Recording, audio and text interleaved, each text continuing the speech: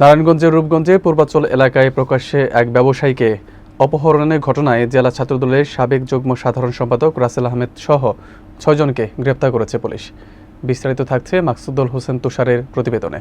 শুক্রবার দুপুরে পূর্বাচলের ১৩ নম্বর সেক্টরে ব্যবসায়ী রাশিদুল ইসলাম রাশেদকে অপহরণ করা হয়।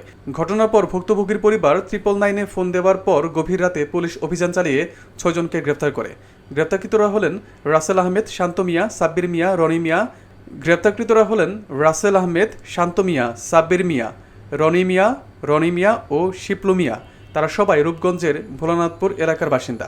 ব্যবসায়ী রাশেদ জানান, চাচাতো ভাইয়ের মেয়ে সুবর্ণা আক্তারকে ধর্ষণ ও হত্যার মামলার বাদী হওয়ায় তার উপর চাঁদাবাজি ও প্রাণনাশের হুমকি দেওয়া হচ্ছিল।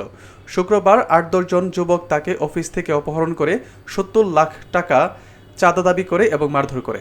রূপগঞ্জ থানার ওসি তারিকুল ইসলাম জানান, ঘটনার মামলা হয়েছে এবং আসামিদের শনিবার আদালতের মাধ্যমে জেলা কারাগারে পাঠানো হয়েছে। একটা অপমৃত্যু মামলা করে একটা পূর্বাচলে একটা বাংলো বাড়িতে নিয়ে যায়। ১৩ নম্বর সেক্টরে একটা বাংলোতে নিয়ে ওইখানে তারা আমারে চেয়ারে বসাইয়া তারপরে দুই দিক দিয়ে ইচ্ছা মতন মারে। তাদের পরিচয় এখানে রাসেল ছিল, রনি ছিল, সাব্বির ছিল, সাব্বিরের আরেক ভাই ছিল, ওর আরেকটা বন্ধু রনি ছিল। এইখানে প্রায় ১৫-২০ জন তারা। গতকাল দুপুর ২টার দিকে রাশেদুল ইসলাম নামে এক ব্যবসায়ীকে তার অফিস থেকে অপহরণ করা হয়। তো এই সংবাদের ভিত্তিতে আমরা অভিযান পরিচালনা করে আমরা ভিকটিম রাশেদুল ইসলামকে উদ্ধার করি এবং উক্ত ঘটনা সংক্রান্তে আমরা ৬ জন আসামি, মোট ৬ জন আসামিকে গ্রেপ্তার করি।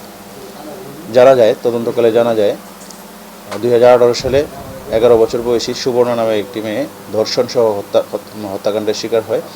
সেই ঘটনার মোট ৪ জন আসামি ছিল। ৪ জন আসামির মধ্যে ৩ জন আসামির মধ্যে আসামি রাসেল এর নেতৃত্বে এই অপহরণ কাণ্ডের ঘটনাটি ঘটায় এবং তারা একটি বাংলো বাড়িতে এই ভিকটিম রাশেদুল ইসলামকে আটক রাখে। তারা মুক্তিপণ দাবি করে এবং কিছু টাকা মুক্তিপণ আদায় হিসেবে গ্রহণ করে। তো এই ঘটনায় একটি অপহরণ, মুক্তিপণ দাবি, মুক্তিপণ আদায় এরকম একটি মামলা থানায় রুজু হয়েছে। আসামিদেরকে রিমান্ডের আবেদন সহ বিজ্ঞ আদালতে প্রেরণ করা হবে।